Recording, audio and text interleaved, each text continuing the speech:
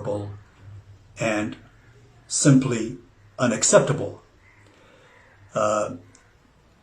Because, you see, this is a nation shaped by the distinguished gallantry exhibited by our forefathers, with the support of Nepali people of all backgrounds, all ethnicity. And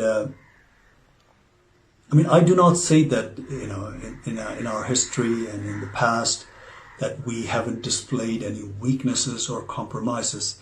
But whatever sacrifices we have made in the past has been for one and only one reason, and that is to preserve and retain our independence and sovereignty. Therefore, the present landmass that we call Nepal has not been shaped without paying a price. Therefore, the territory of Nepal is something that the population of this nation, under no circumstances, are willing to compromise.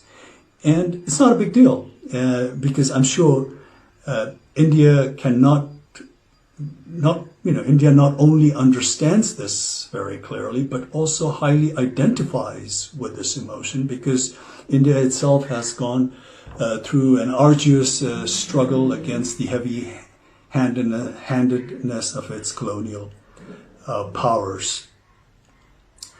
But we do not want to dwell on unnecessary braggadocio. Like we said, we in the past, in history, we've had our weaknesses. We had, our share of shortcomings. There was a phase of ignorance. There was a phase of, absent of political will amongst the political parties of the day, or the display of apathy by our political leaders of that time for some reasons. And, the more than sporadic political and social turmoil over the years that took place in this nation, of course, has not been of any help. And also not to forget, the friendly cooperation that we have extended to our neighbors, taken undue advantage of. But then again, now the time has, of course, evolved. The time has changed. And the population of Nepal, especially the youth, is of course not that of 1816 or 1857 or 1923, or for that matter, not even 1950 or 1962. The way the current scenario that has developed, clearly establishes that the population of this country are not going to accept any form of injustices lying down. Therefore, this time around, it's not even enough to appease the incumbent government alone, because this issue has been so passionately embraced also by the people of Nepal, that unless they think that they have been dealt justly and fairly, I, sadly and regretfully have this intuition that this bone of contention between the two countries is going to persist. And this sort of, a deadlock between two neighboring nations who for such a long time in history have shared common values, common culture, tradition, religious belief to a large extent, is going to affect not only the two nations concerned, but also going to hamper the progress and rob the much-needed peace in this region. Therefore,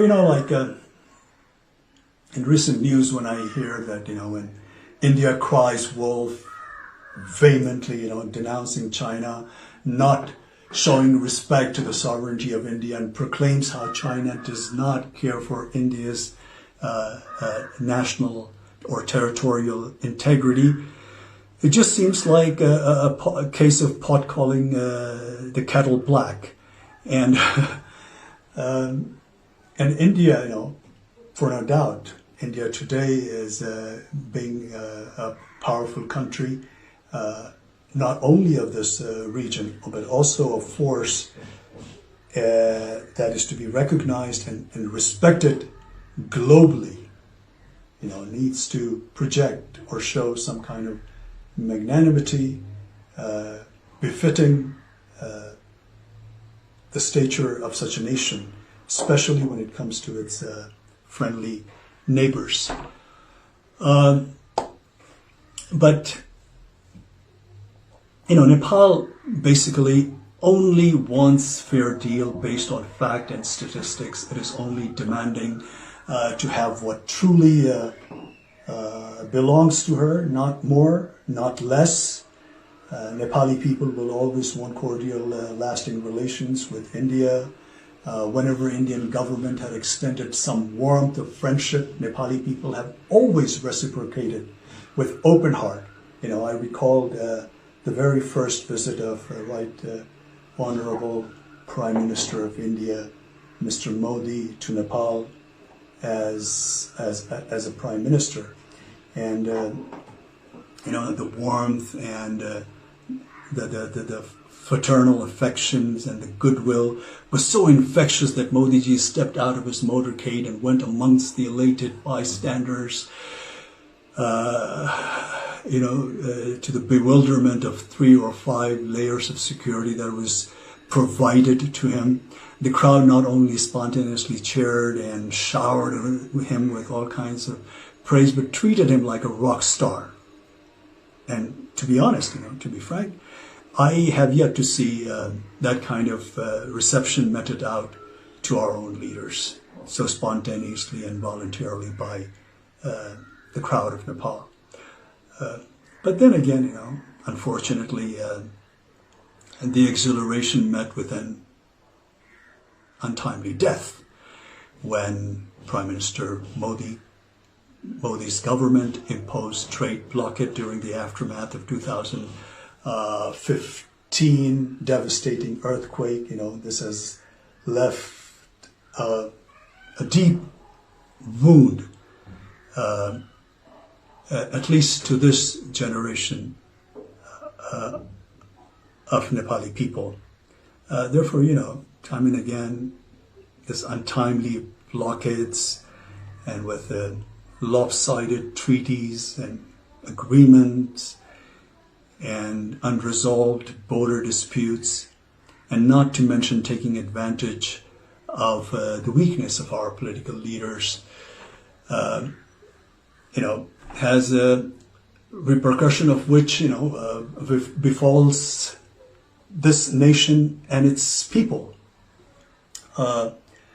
Therefore, the current step that India has taken vis-a-vis Limpiadhura and Lipu Lake has in some way come as the last straw on the camel's back. It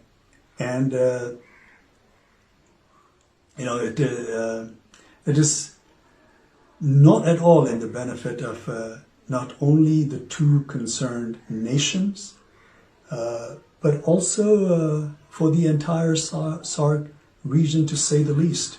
It definitely not conducive for a nation like India that's marching ahead with global ambition, to have more than its share of neighbors that it has a hostile, relationship with. And the hostility looming in the air need not to persist, because anger and malice is going to take us nowhere. The consequence, of course, is going to be far more damaging for both the countries. And at this time of global crisis, in a pandemic like this, where the whole world is suffering, India, being a powerful country in the region, needs to responds to the need of their less fortunate neighbors, and this kind of action will only raise the level of India in the international arena to the next level. And as one Indian politician, a seasoned Indian politician, rightly foresees, India as a development power, and its rise is being linked to its ability to provide governance solution to the development needs to countries in Asia and Africa.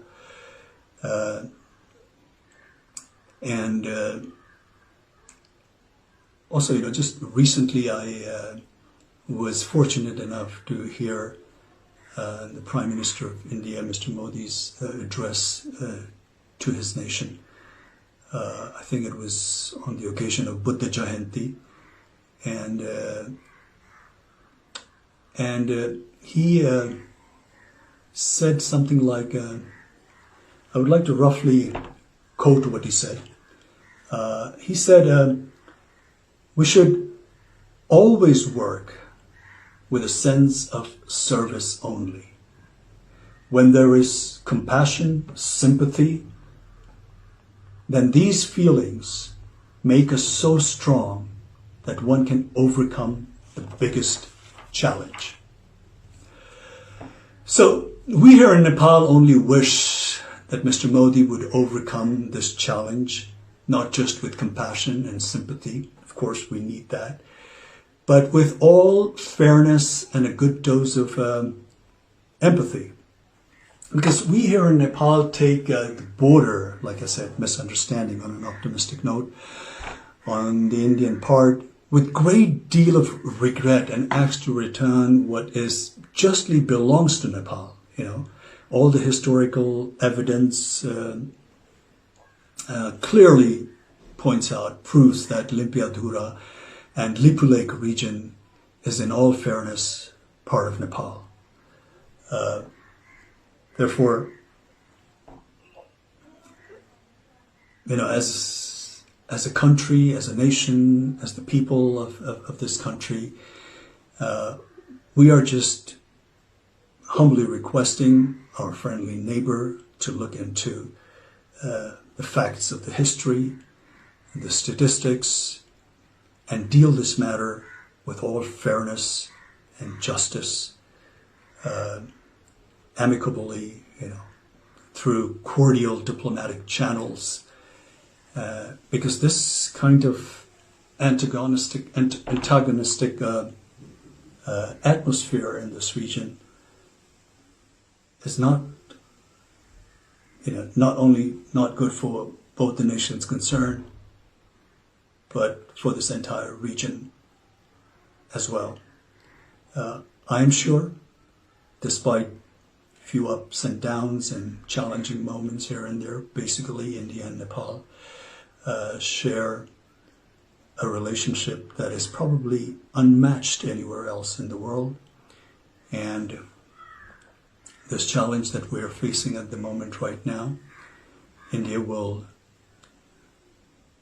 deal very fairly and justly and come out with a solution that appeases the Nepali population and makes them feel that they have been dealt justly.